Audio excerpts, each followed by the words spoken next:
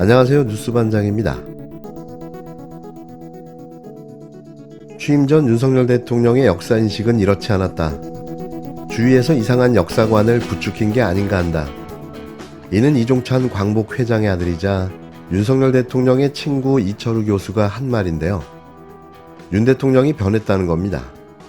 아니, 변질된 거죠. 대통령 주위에서 역사에 대한 이상한 견해를 부추기는 이들도 있지 않나 하는 의문점을 가지게 된다. 대통령이 중도 지향성을 잃어버린 것이 아닌가라고 생각된다는데요. 왜 저는 원래부터 그랬던 것 같은 생각이 들까요? 이종찬 광복회장의 아들이자 윤석열 대통령의 중마 고우로 알려진 이철우 연세대 법학전문대학원 교수가 윤 대통령을 향해 날선 비판을 쏟아냈습니다. 이철우 교수는 윤 대통령과 초등학교, 서울대 법대 동기로 대선 당시 윤 대통령의 출마를 돕기도 했는데요. 이 교수는 동아일보와의 인터뷰에서 윤석열 정부의 대일 정책에 대해 역사전쟁을 일으키면서 한일 관계를 끌고 나가니 자꾸 불필요한 친일 논란을 일으키고 정당성 시비에 걸리게 된다면서 매원 윤봉길 의사 기념관에서 출마 선언을 한 사람으로서 대통령이 역사전쟁을 직시하시길 바란다고 말했습니다. 윤 대통령의 광복절 경축사에서 과거사 언급이 없었던 것과 관련해서는 일본이가 한 고통을 일깨우는 걸 회피하는 게 일본의 적극적인 조치를 이끌어내는 데 도움이 되겠나. 일본의 비유를 맞추며 무슨 조치를 해주기를 기대하는 것은 구걸, 굴종에 불과하다고 강도 높게 비판했습니다.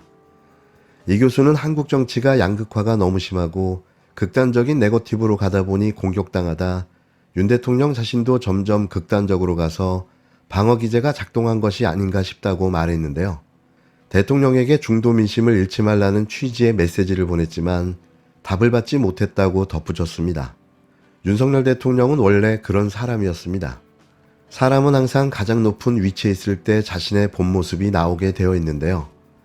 어릴 적 자신이 갔던 일본에 대한 환타지를 잊지 못한 그가 선진국 일본을 아직도 동경하며 동일시하고 있는 건 아닌가 싶은 거죠. 절친이 문자까지 보냈는데 답이 없다면 그건 친구도 아닌데요. 원래 인성이 안 좋은 사람일수록 이런 변절은 흔한 일입니다. 윤석열 정권에게 정말 중요한 것은 우리나라가 아니라 일본인 것 같습니다. 김태효 국가안보실 제1차장이 대통령의 광복절 경축사를 엄호한답시고 중요한 것은 일본의 마음이라고 말했습니다. 대통령실 관계자는 한일 국교 수립 이후 일본이 수십 차례에 걸쳐서 공식 사과가 있어서 피로감이 쌓였다, 이렇게도 얘기했습니다. 김좌진 장군이 군 정신교육 교재에 빠진 이유가 뭐냐 이렇게 물으니까 국민의힘 대변인은 공산주의에 연결되어 있기 때문이다. 심지어는 국토 참절이라고 할 만한 짓들도 자행되고 있습니다. 국방부는 장병 정신전력 교육 기본교재에서 독도를 영토 분쟁지역이라고 표기한 바 있습니다. 독도가 대한민국 영토임을 부정하는 낙성대 경제연구소 출신 뉴라이트 인사가 한국학중앙연구원장에 임명되었습니다. 1986년부터 매년 2차례 진행되었던 독도 방어훈련도 올해는 아직 훈련 계획조차 없다고 합니다. 해양수산부의 대통령 업무보고에서는 2022년부터 지속적으로 독도란 단어가 아예 사라져버렸습니다. 광복절을 앞두고 지하철 역사에 설치되었던 독도 모형도 철거됐습니다. 참절이라고 하는 게 무엇입니까? 국가 영토의 전부 또는 일부를 점거해서 그 국가의 주권 행사를 사실상 배제하고 국가의 존립과 안전을 침해하는 일을 참절이라고 합니다. 앞서 말씀드린 대로 이쯤 되면 가히 참절이라고 할 만하지 않습니까? 민주당은 윤석열 정권의 매국적 행태를 결코 좌시하지 않겠습니다. 나라를 지키고 국권을 수호하기 위한 입법을 적극 추진하겠습니다. 일제 식민 지배를 미화하거나 친일 반민족 행위를 찬양 고무한 사람은 공직이나 공공기관에 진출할 수 없도록 법제화하겠습니다. 독도 영유권을 부정하고 훼손하는 행위도 엄격히 금지하고 처벌하도록 법제화하겠습니다. 현재 정책위원회가 관련 법안을 성안 중입니다. 법안이 성안되는 대로 당론화 절차에도 착수할 것입니다. 진성준 더불어민주당 정책위 의장은 일제 식민 지배를 미화하거나 친일 반민족 행위를 찬양 고무한 사람은 공직을 맡거나 공공기관에 진출하지 못하도록 법제화할 것이라고 밝혔습니다. 진 정책위 의장은 20일 국회 원내대책회의에서 민주당은 윤석열 정권의 매국적 행태를 결코 좌시하지 않겠다며 이렇게 말했는데요. 이어 독도 영유권을 부정하고 훼손하는 행위도 엄격히 금지하고 처벌하도록 법제화하겠다고 덧붙였습니다. 진 정책위 의장은 현재 정책위원회가 관련 법안을 성안 중이라며 법안이 성안되는 대로 당론화 절차에 착수할 것이라고 설명했는데요. 당론 추진 배경에 대해선 김태호 국가안보실 1차장은 대통령의 광복절 경축사를 엄호한답시고 중요한 것은 일본의 마음이라고 말했다며 해양수산부의 대통령 업무보고에서는 2022년부터 지속적으로 독도라는 단어가 아예 사라져버렸다고 꼬집었습니다.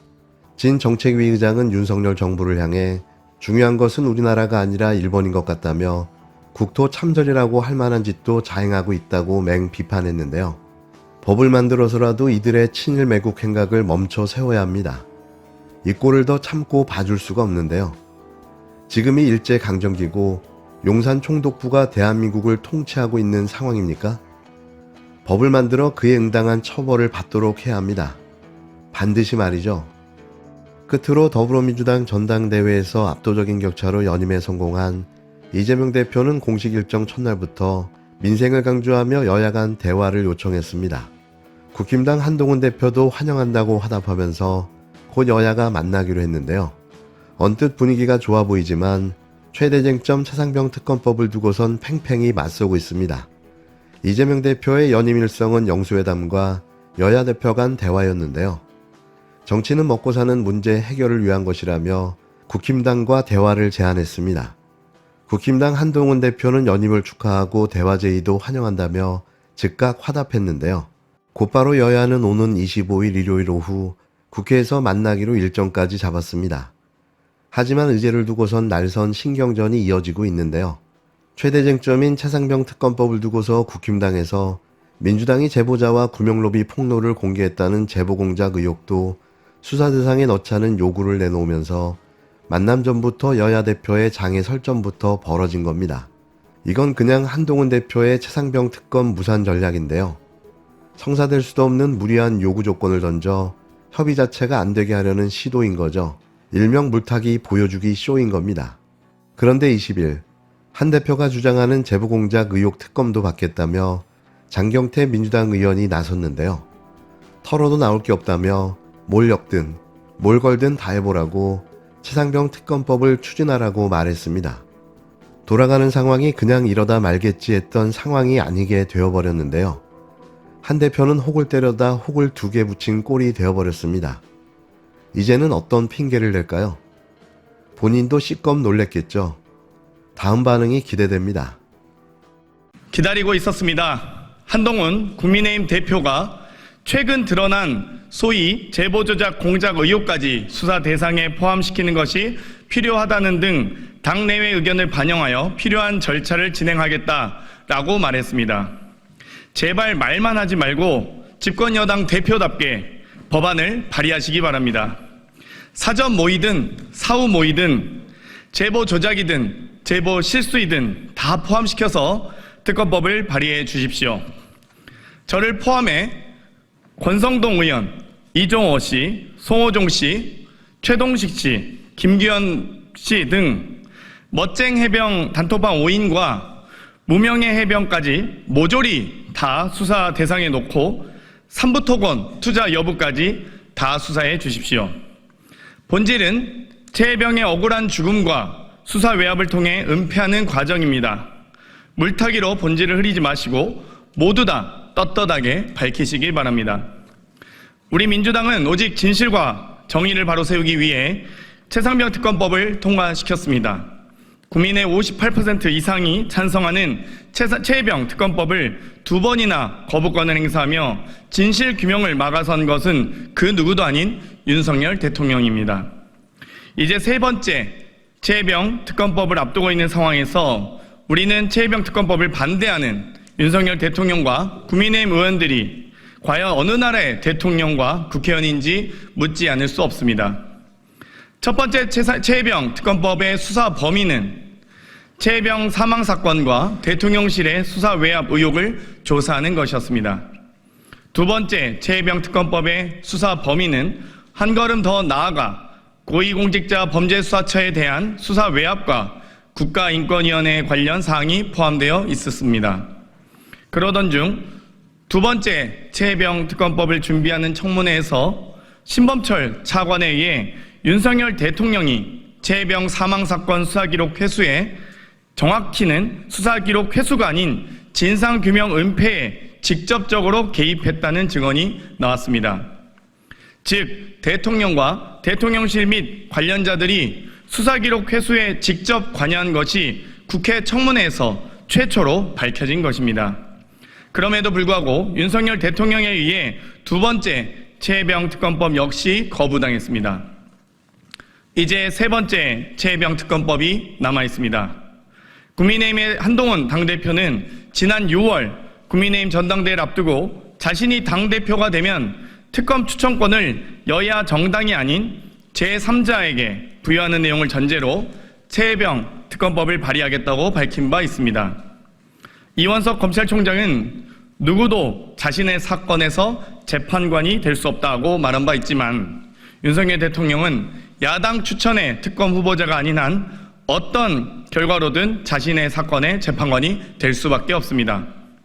그럼에도 불구하고 더 이상 최혜병 사건의 올바른 수사를 늦출 수 없기에 한동훈 대표의 제안에 적극 찬성하고 받아들이는 바입니다. 당연히 국민의힘에서 주장하는 제보 공작 의혹도 포함해 주시기를 지도부에 요청드립니다. 여러분도 알다시피 국민의힘에서 주장하는 제보 공작 의혹은 이른바 멋쟁 해병이라는 카톡 단톡방에서 시작합니다. 이 단톡방에 들어가 있는 김건희 도이치모터스 주가 조작의 주범인 이종호 씨와 조병로 마약 수사 외압 의혹의 부속실장인 최동식 씨, 송호종 씨 등 5명과 무명의 해병을 포함해 관련자 전부에 대한 철저한 특검 조사가 필요합니다. 당연히 저도 특검 조사에 당당히 응하겠습니다. 당연히 제보 공작 의혹을 처음으로 제기했던 권성동 의원께서도 특검 조사에 응하시기 바랍니다. 저는 권성동 의원이 제기한 제보 공작 의혹이 오히려 김건희 게이트를 막기 위한 이종호의 방탕작전으로 보고 있습니다. 본인도 주가 조작 사기범이라고 밝혔던 주가 조작 사기범이라고 칭했던 이종호 씨를 누구 지시로 방탄하게 되었는지 밝히십시오.